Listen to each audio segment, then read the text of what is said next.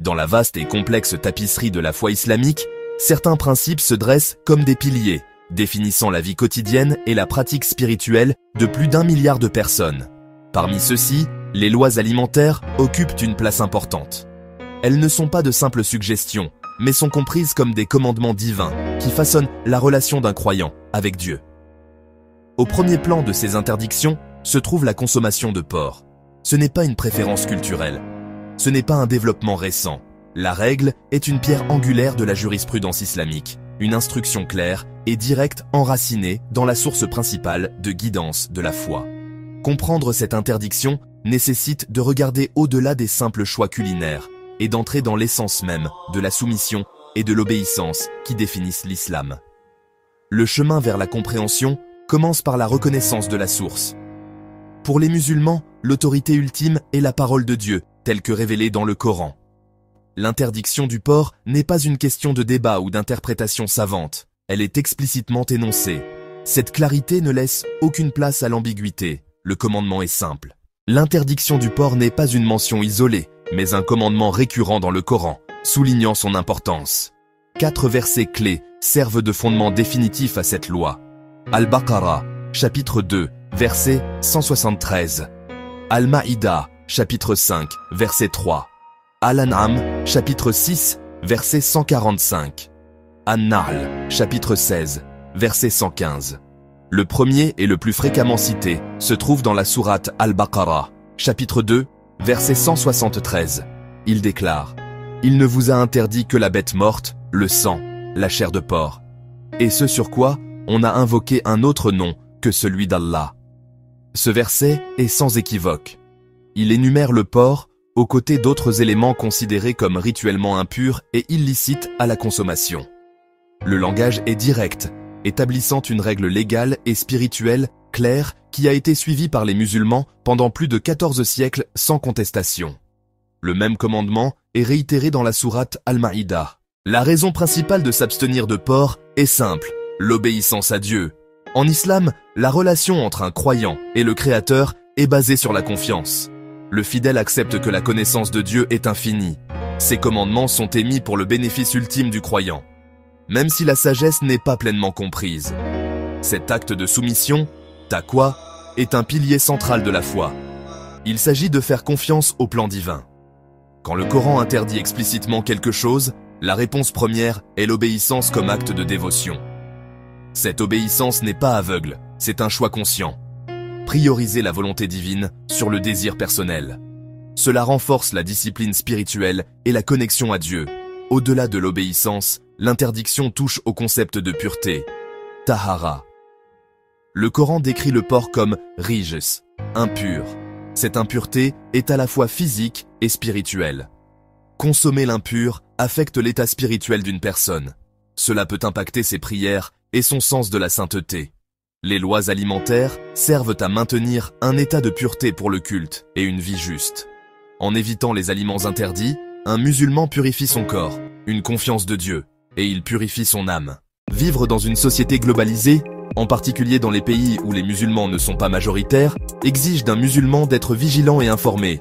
L'interdiction du porc s'étend bien au-delà d'un simple morceau de jambon ou de bacon. Elle inclut une vaste gamme de dérivés couramment utilisés dans la production alimentaire moderne. Le plus important d'entre eux est la gélatine, un agent gélifiant souvent dérivé de la peau et des os de porc. On la trouve dans des bonbons gélifiés.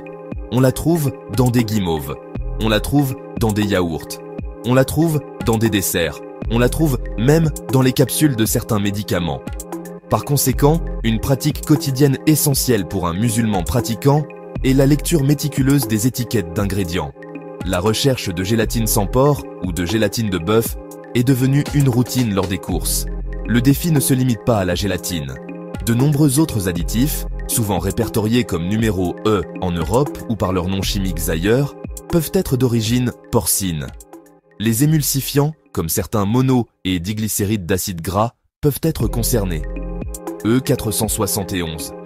Ils peuvent être dérivés de graisses animales ou végétales, nécessitant une enquête plus approfondie. Les enzymes utilisées dans la fabrication du fromage, comme la présure, peuvent également provenir de sources animales. Cette complexité a conduit à l'essor des organismes de certification halal, qui enquêtent sur les chaînes d'approvisionnement. Pour le consommateur moyen, les applications mobiles qui scannent les codes barres pour identifier les ingrédients des produits sont devenus des outils inestimables. La contamination croisée est une autre préoccupation majeure. Section 5. Traditions partagées et parallèles historiques. L'interdiction islamique du porc n'est pas un édit religieux isolé. Elle s'inscrit dans une longue histoire de tradition abrahamique. Un parallèle significatif se trouve dans le judaïsme, où la consommation de porc est également strictement interdite. La base de cela se trouve dans la Torah, spécifiquement dans le livre du Lévitique, chapitre 11. Ces lois, connues sous le nom de kashrut, décrivent quels animaux sont considérés comme purs, kashers et impurs. Lévitique 11, 7 à 8 déclare clairement « Et le porc, bien qu'il ait le sabot fendu, ne rumine pas. Il est impur pour vous. Vous ne devez pas manger leur chair, ni toucher leur carcasse. Ils sont impurs pour vous. » Cette interdiction partagée est un point de connexion puissant entre les deux confessions. Cette similitude souligne la continuité de la révélation divine qui est une croyance fondamentale dans l'islam. Les musulmans croient que Dieu a envoyé des prophètes à chaque nation avec un message central de monothéisme vit juste y compris aux enfants d'Israël. Les lois données à Moïse, y compris les restrictions alimentaires, sont considérées comme faisant partie de cette chaîne de guidance. Section 6. Miséricorde et modération. Le principe de nécessité. Bien que l'interdiction du porc soit ferme et absolue dans des circonstances normales, la loi islamique se caractérise par son profond sens de la miséricorde, le pragmatisme.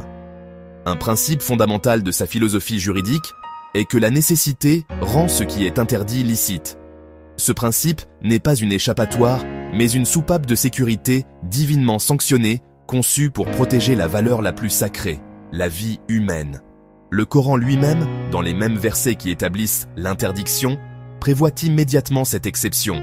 Par exemple, après avoir énuméré les aliments interdits, la sourate Al-Baqarah 2:173 poursuit.